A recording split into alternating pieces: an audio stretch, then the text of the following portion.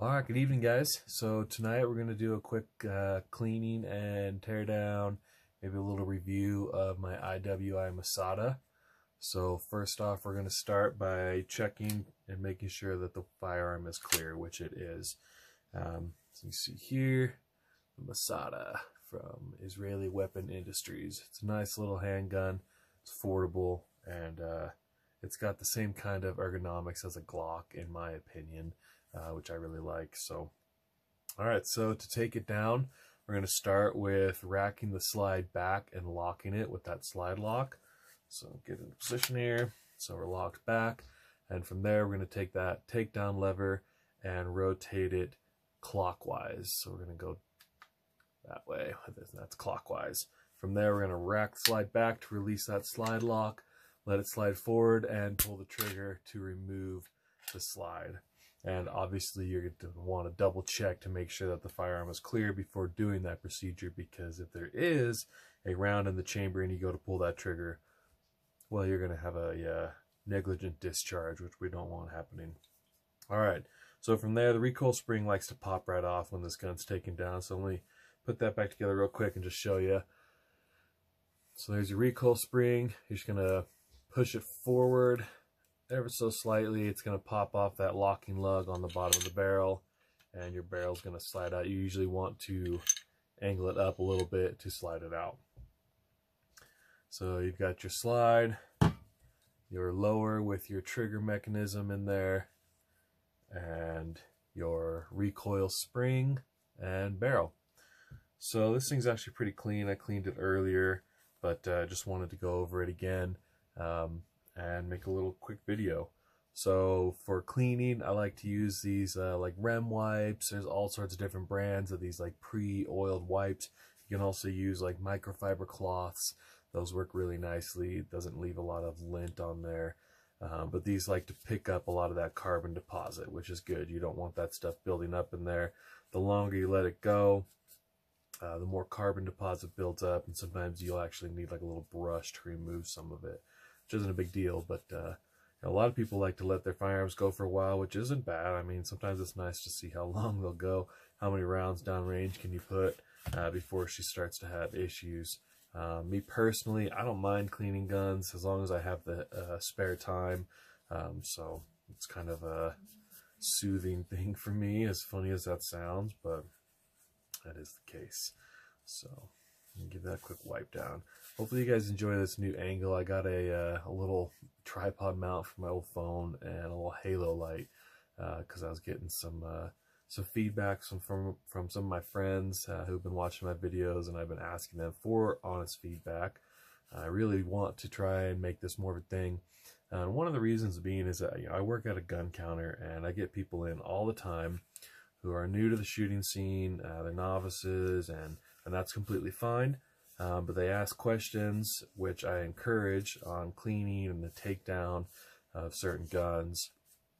This isn't a very common one, but the takedown procedure is very similar in majority of semi-auto striker fire handguns. And I definitely encourage you guys to, hop online, hop on YouTube University, and actually learn how to clean these guns, because cleaning them and understanding how they operate, understanding how to tear them down is in my opinion, very crucial and important. Alright, so we gave that a quick wipe. I'm going to move to the slide. Same thing. If your little rag here gets a little dry, just add a little bit of oil to it. This is REM oil, but there's all sorts of brands out there that work really well.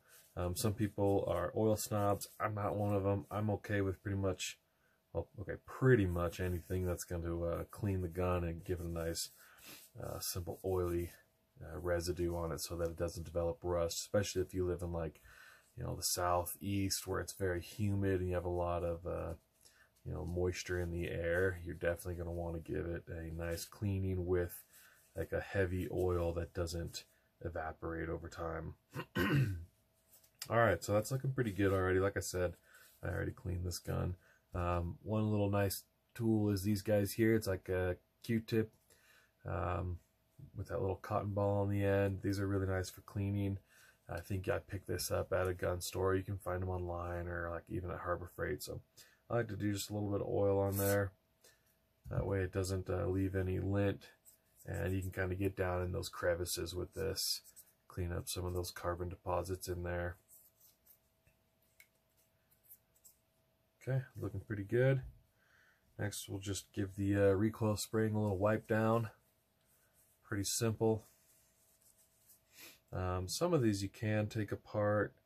I typically don't bother taking apart. If you have a lot of junk up in there that's causing malfunctions, you can get like stripping agents, which is really similar to a brake cleaner, like an automotive style brake cleaner, which you don't want to use on guns. They're not polymer safe, so don't be using brake cleaner, but there's stuff at your local gun shop that you can use.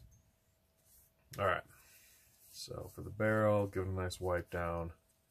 Something simple. And then also for the barrel, I like to use bore snakes. Bore snakes have a little brush on there, which is a nice feature to run through the barrel. I like to put a little bit of oil on there.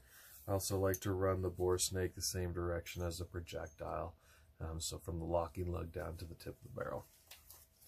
That's just a personal preference. And then you also, if you don't have a bore snake, you might have just like your generic gun cleaning kit, which is just fine. That's going to have your rod with your T-handle and your different brush attachments and your push through, little cloth patches, which work just as good. They're just not as quick as the bore snake, and in some cases it'll actually work better than the bore snake, especially if you have like an older barrel or like a surplus gun that needs some serious cleaning. So yeah, that barrel's looking pretty good. Let's see if I can line that up so you guys can see through. Nice shiny bore there.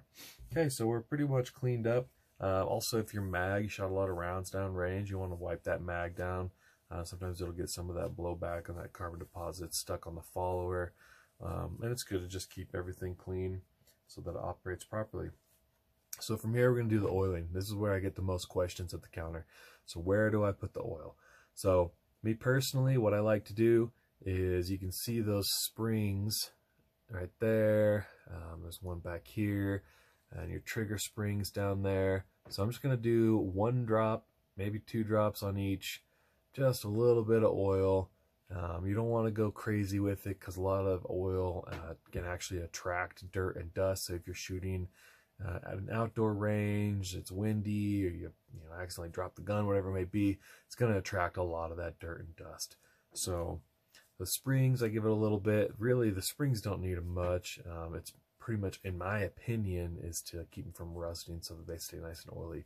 From that point, I like to get a little bit of oil on the metal to metal contact portions where the slide is reciprocating on the lower end of this trigger pack, or I guess I should say the upper end of the trigger pack, lower end of the handgun.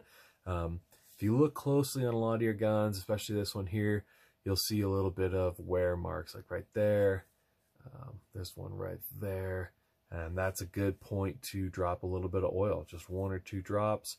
Clearly that's a spot that has a lot of metal to metal friction, and I'm going to do the same on the slide. So a little bit on those metal to metal portions where you can see that friction is happening, and we all love friction. Okay, so from there, I'm going to just drop that barrel back in place with that locking lug facing up as I'm holding the slide, right? So set that in there, lock it back into place. You're going to be able to clearly see that 9x19 on the face. Majority of barrels are going to lock in like that. I have seen a few cases where barrels come in upside down, and it's, I'm always curious as to how it happened. But hey, you know what?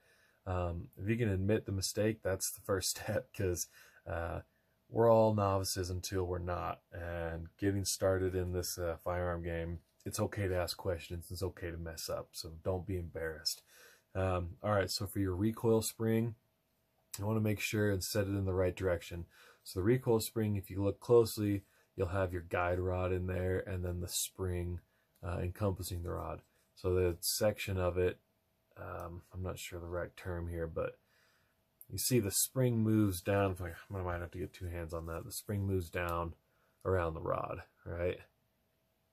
So that's the point you're going to want to push forward towards the tip of the barrel. So I'm going to set that end right in that little spring holder, push the spring forward. Let's see if I can get that on screen.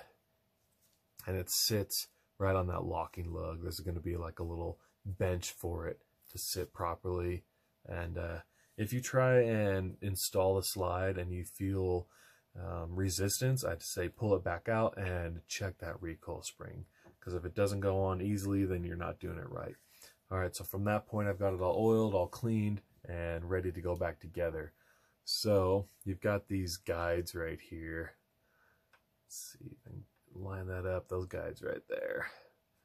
So I'm pretty much just going to take the slide, and you can see where the guides are going to set in. Like so. Rack it back, and then with this gun, you're going to want to rack it all the way back, lock that slide lock, and turn your locking lug counterclockwise, and now the gun should be fully functional. So with like a Glock, you don't have to mess with that. It just has the little pull down tabs. And I keep referring to Glock because it's one of the, you know, the most popular handgun platforms out there. We sell a ton of Glocks, as well as SIGs. These IWI Masadas, you don't see too often, but I really like it. I think it's a fantastic platform. A couple things about it that I really like. It's an ambidextrous gun. So by that, it has your slide lock on the right-hand side and the left-hand side of the firearm. So if you are a left-handed shooter, it's a great platform for you, because there's not a lot of companies out there that make left-hand specific handguns. So this is a great option for that. Along with that ambidextrous slide lock, you have an ambidextrous mag release button. So this button right here is on both sides of the handgun, and it'll activate that mag release. So there we go. It likes to pop out of there with a little bit of gusto. And again, on the other side, if I can get it, there we go. One thing I have noticed about this gun is that button to release the mag is a little stiff. Not a big deal. I think the more you use it, the easier it'll become to get used to using. Aside from that, it's got a nice large trigger guard, which if you're shooting in cold weather conditions, you're wearing gloves, that's a really nice option. Gives you that large space to get your trigger finger in there and actually activate that trigger. Along with the trigger, you have a blade safety, which is going to be very similar to your Glocks, just right there. Trigger's not bad. It's kind of a heavier pull, but the brake is crisp and fairly clean. The reset, let's see if I can do this. Here we go. It's not terrible. I mean, these are budget-friendly guns here.